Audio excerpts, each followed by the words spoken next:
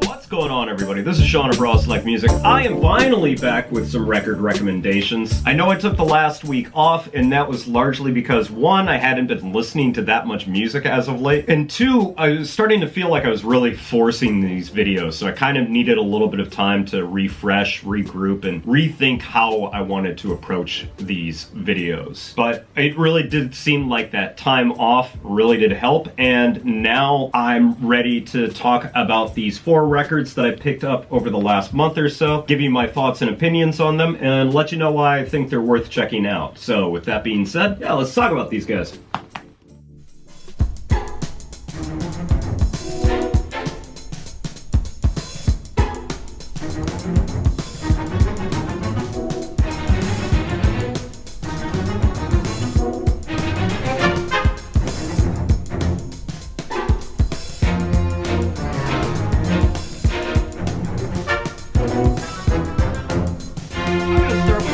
Record first. This is the Peddlers London Philharmonic Orchestra London Suite, or Suite London rather. This is a 1972 record reissued in 2014 on Glam-O-Rama. So the difference between the original and this reissue is that it comes with 1 extra disc of bonus material, and it's not really necessary, but it really does add to the overall value of this reissue. So at some point I really do want to sit down, listen to this record a little bit more, and give you a little bit more background, because it seems like the Peddlers have a fairly storied history that I'm not all that familiar with, and I think it deserves a little bit more time and energy. But in terms of just the overall quality of this record, it's absolutely fantastic. Some really great orchestrated arrangements, tons of lush strings, horns. There's just such an attention to musical detail and composition that I think deserves a lot more praise and recognition than this record actually does, which is funny because the little bit that I know about the Peddlers, they were a pretty widely revered group in the UK throughout the 1960s. So I find it very interesting that there really isn't a lot of mainstream information on this record. But in terms of overall sound, it's labeled as jazz pop, which, okay, whatever. I think it's kind of like more in line with your basic sort of AOR, Steely Dan type jazz rock kind of stuff. There's some really great musicianship on here. Most notably, the drums are so funky and so groove laden and work so well within a lot of the tracks. The one that really sticks out to me, the Strange Affair Reprise, has some of the funkiest shuffle heavy drums I think I've heard on any track outside of something done by Bernard Purdie. And the musicianship on here is wonderful throughout. Even the singing on here, which definitely falls squarely into that almost progressive rock, blue-eyed soul kind of sound, still works really, really well. There's lots of great movements in here. There are lots of really beautiful arrangements, and overall, it's just a record that's an absolute pleasure to listen to. Like I said, I definitely want to dive into this record a little bit more at a later date and give you some more thoughts, opinions, and history about it. But yeah, if you ever run across this reissue, definitely pick it up, as it is a welcome addition to any jazz rock fan's record collection.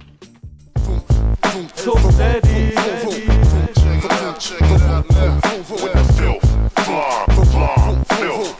just call me daddy. Originally, I was going to do a standalone video on these 2 records here, but after trying multiple times to share my thoughts and opinions on these 2 records, I've really just come to the conclusion that talking about instrumental hip-hop is just one of those genres that's inherently difficult to talk about, like a lot of electronic music and dance music, and specifically house music, because you end up saying a lot of the same things. And that's pretty much the case for both of these records. Now, it should be stated that both of these records are absolutely phenomenal and are absolutely worth owning. This is 2 records from Melting Pot Music's series called Hi-Hat Club. This is Suff Daddy's contribution, released in 2009, called Suff Draft, and Dexter's contribution entitled The Jazz Files.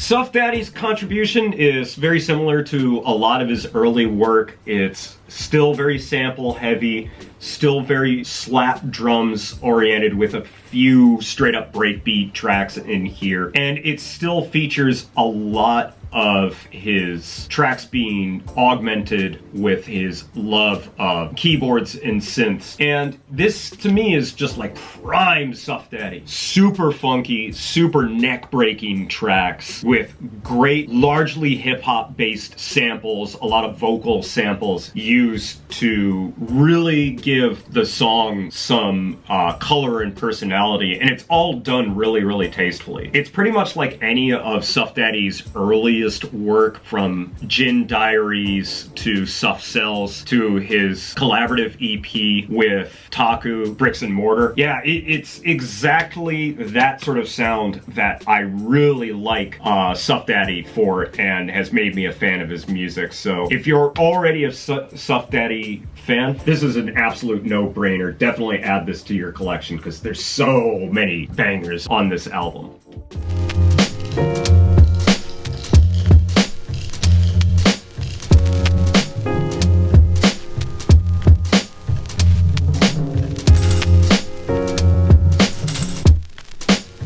And then we got Dexter, Jazz Files, and the way that this record sort of differentiates itself from the Suff Daddy is a lot of the sampling on here seems to be exclusively focused on jazz music. And one thing I've always really liked about Dexter is he has this tendency with some of his earliest projects of exclusively pulling from one genre of music and using that as the framework for his entire album. So whereas the Suff Daddy feels a little bit more like a hodgepodge beat tape where he's just throwing every single idea at the wall, this one really feels like Dexter is honed in on one particular idea and seeing how many different directions he can take it. And I think one thing that really separates this record from a lot of other jazz-based hip-hop records, specifically instrumental hip-hop records, is rather than focusing on like cool hard bop or post bop style jazz, it seems like Dexter is kind of all over the place. He's got little bits of swing, bop, hard bop, post bop, spiritual jazz, jazz funk, jazz fusion, and even a little bit of cosmic jazz by way of sampling some Sun Ra. And it's that wide variety that makes this record such a joy to listen to. On top of that, because he's not really going for that cool, laid back jazz sound, this is not beats to study to. This is beats to put your neck in a neck brace to, because there are some absolute slappers on this album. Front to back, it's all tied together by some wonderfully seamless transitions, as well as a whole host of different sample sources that sort of bring the theme of jazz together, whether it's radio plugs, commercials, advertisements, sampling from TV shows and movies. It's all brought together by the theme of jazz, and it really makes for one of the more cohesive listening experiences when it comes to beat tapes. And while I'm at it, while I'm talking about this, I might as well recommend his 2013 album, The Trip, whereas this album samples exclusively jazz music, this record has Dexter sampling psychedelic music exclusively and is just as thoroughly entertaining of a listen as this guy right here. And I really recommend this record because of the amount of love and appreciation that Dexter shows towards the genre of psychedelic music and psychedelic culture in general really comes off, and really had a strong hand in getting me interested in the world of psychedelic music. So if you haven't checked out either of these two records, definitely recommend that you do so. Definitely check out the Suff Daddy. All of these great instrumental hip-hop projects all come highly recommended. And yeah, that's pretty much all I've got to say about it.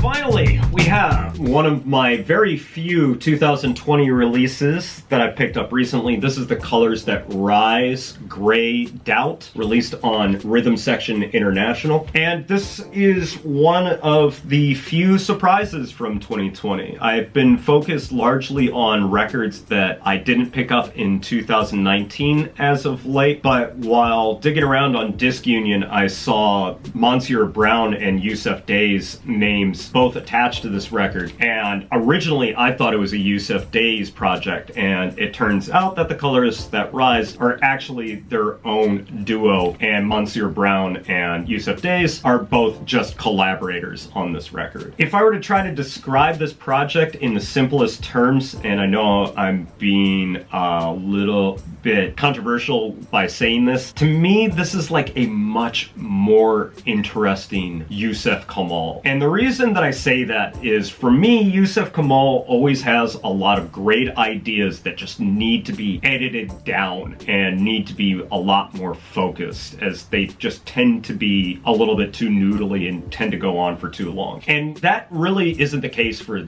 this record. Although jazz funk is really just one element of this record, as it dives into a little bit of hip hop and deep house. The ideas, the jazz funk and more hip hop oriented tracks on here are definitely some of the shorter songs and never outstay their welcome. Most of the songs are really tight, have a groove or a texture to them. It's not really like a technical showmanship type record. Rather, find a groove, find a texture, play around with it, and then get out. And this record has just been an absolute joy. When they want to be a little bit more ambient and atmospheric, they really hit those sounds that I really like. Specifically, the introduction track on here has a certain keyboard and textures to it that I am just immediately attracted to. And overall, there really isn't a weak track on here, even when they sort of go outside what feels like their comfort zone with a lot of the more dance influenced tracks, like the more deep house sounding stuff. It still feels authentic, like they're approaching it more as a production duo rather than instrumentalists trying to make that sort of sound. And from top to bottom, I really don't have any complaints with this record. Most of the stuff on here works. Some of the songs are a little bit more memorable than others, but yeah, this has been one of the great surprises of 2020 and a record that I'm really glad that I picked up. So if you've never checked out The Colors That Rise, you might want to give this one a listen, as it's a nice alternative, or if you are a fan, a nice addition to anyone who's a big fan of Yusuf Kamal or Kamal Williams.